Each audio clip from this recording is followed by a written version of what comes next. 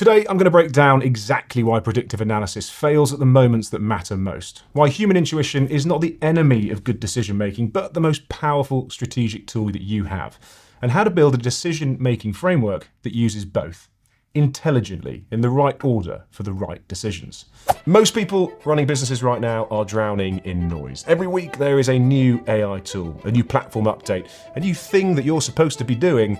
And somewhere in the middle of all of that, the actual job of growing your brand, acquiring customers, and building something that lasts, it's getting harder to focus on. That's why I built this podcast, The Unlock. I'm Oliver Bruce. I'm the founder and CEO of PinPoint Media, a performance marketing and paid media agency based in the UK. We run campaigns for some of the most ambitious brands in the world. We live in the data, we test the creative, and we operate at the intersection of where creativity meets performance.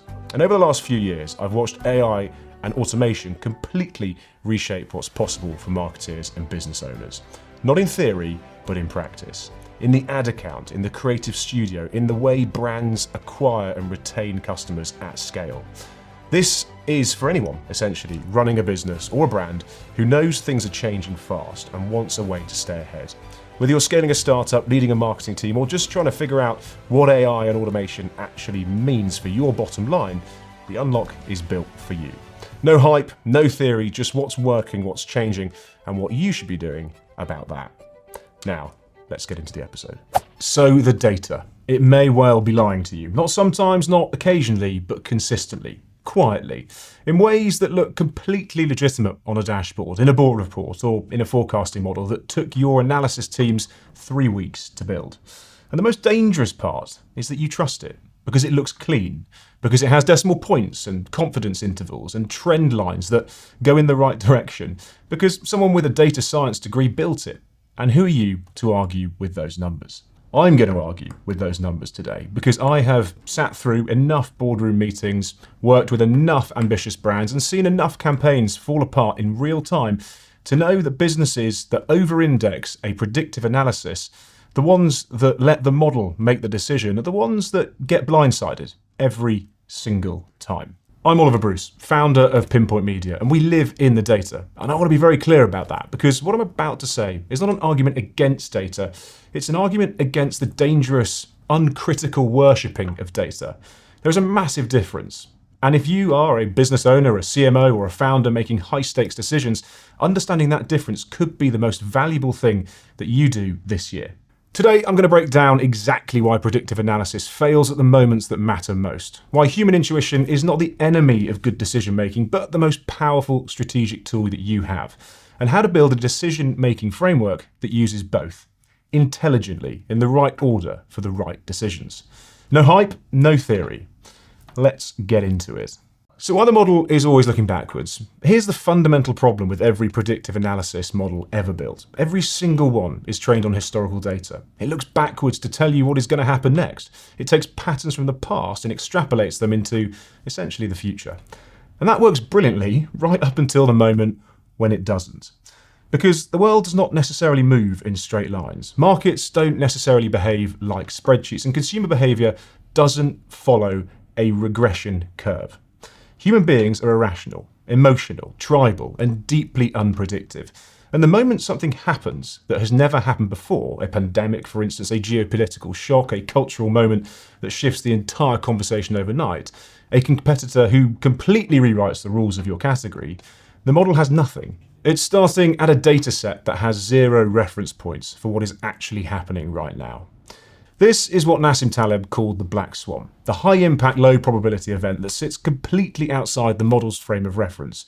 And here's the thing about black swans that most people miss. They're not that rare. They feel rare because we forget after they've happened. But look at the last 10 years of business. The 2008 financial crisis, Brexit, COVID-19, the overnight collapse of entire advertising channels when iOS 14 dropped and wiped out attribution for half the performance marketing industry, the sudden violent shift in consumer sentiment around sustainability that rewrote purchasing behavior in category after category. Every single one of those events was a black swan to the models. Every single one of them was predicted. not by an algorithm, but by people, by founders who could feel the tension in the market, by CMOs who were listening to their customers and hearing something that the NPS score wasn't capturing, by operators who had been in the trenches long enough to recognise a pattern that had no historical precedent but felt deeply, viscerally familiar. The model missed it, the human felt it, the gap was everything. Hey guys, it's only me. I thought this might be really useful for you. If, like me, you found that one of the biggest headaches when running a business is actually managing money across different tools, different currencies, expenses, then I think I found the solution for you. InCard is built to essentially fix this. Now, InCard is a new financial platform designed specifically for high-growth modern businesses. It gives you multi-currency accounts, connected banking, and smart spend management all in one place. Now, the really cool part is that with rewards, you get up to 2% cash back on things that you probably are already spending money on, like advertising maybe, SaaS tools, travel. Every time that you guys are spending, you generate points and you can redeem them instantly for cash directly in the InCard platform. If you're building or scaling an online business and you want a smarter way to manage your finances, then check out InCard using the link in this description. Thanks for taking the time to listen to this. Now let's get back to the episode. The 3 ways data actively misleads you. I want to be specific here because this is not just a philosophical argument, this is a practical one. There are 3 specific, concrete ways that data misleads decision makers, and I see all 3 of them operating in businesses every single week. The first is the survivorship bias problem. Your data only captures what's happened. It doesn't necessarily capture what did not happen. It doesn't capture necessarily the customers who considered you and walked away without ever actually entering your funnel. It doesn't capture the market segment that your product could serve, but has never really been exposed to. It doesn't actually capture the competitor strategy that failed before it even reached your radar. When you build a model on what's happened, you're essentially building a model on a fundamentally incomplete picture of reality. You're looking at the survivors and assuming they represent the whole, but they don't necessarily. And the decisions you make based on the incomplete picture will be systematically biased towards more of what already has worked and the experience of everything that could work, but has not necessarily been tried yet. This is why so many data-driven businesses become incrementally better at the wrong things. They optimize their way into the corner, essentially. They get extraordinarily efficient at essentially serving the customers they already have, while the market shifts around them, and they never really see it coming because the data never told them to look. So the second is the correlation-causation collapse, and this one is mental, and it happens in boardrooms at every level of business.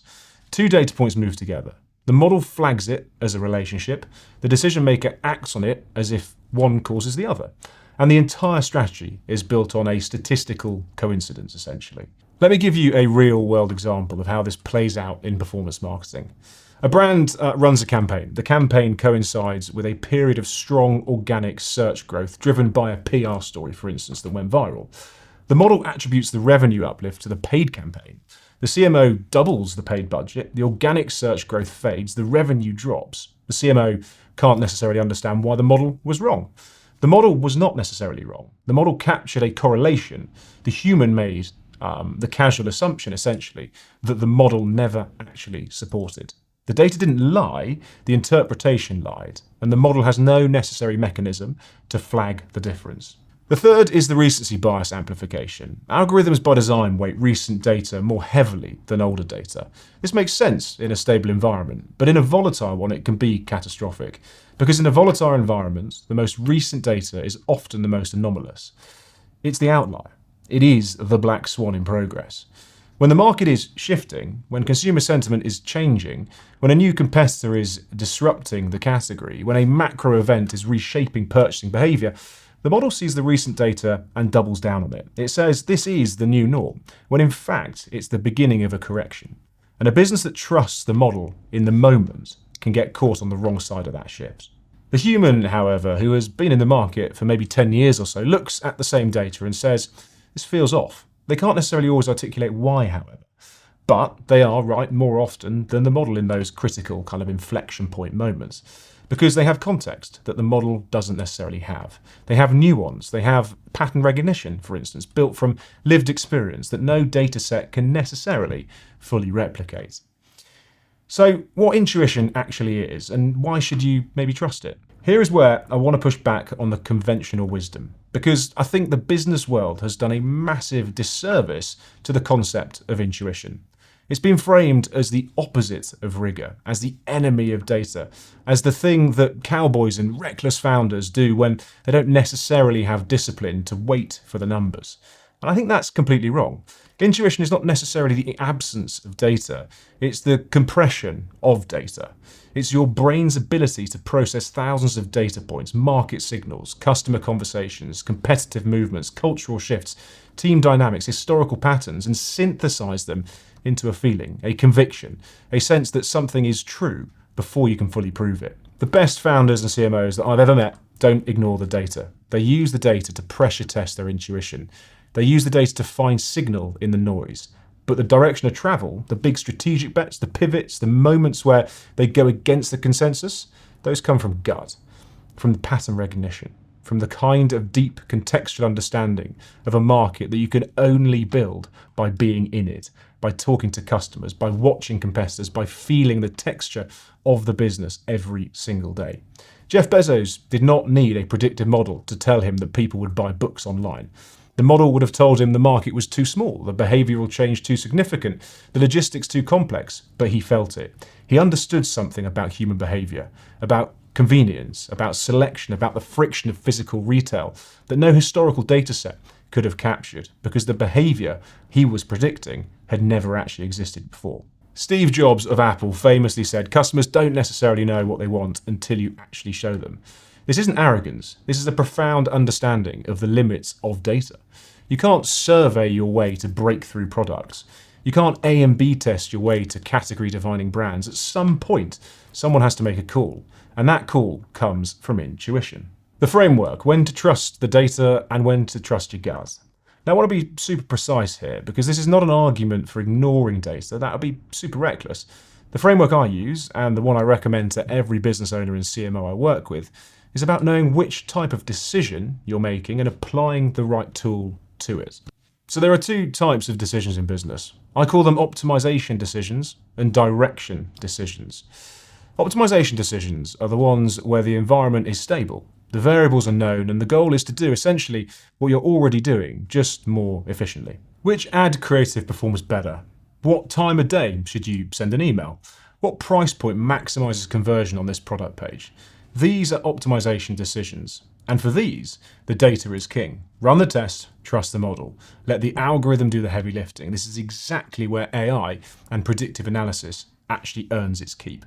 Guys, I think you might find this useful. Something that we've started to use in my businesses is Incard. It's a new financial platform designed specifically for high-growth modern businesses. Now, if you're running a business, you've probably found that one of the biggest headaches is managing money across different tools, currencies, and expenses. Right? So Incard essentially gives you multi-currency accounts, connected banking, and smart spend management all in one place. The best part, however, is that you can earn up to 2% cash back on everyday spend, such as ads, SaaS, and travel, earning you points every time you spend, and you can redeem them instantly for real cash in the platform.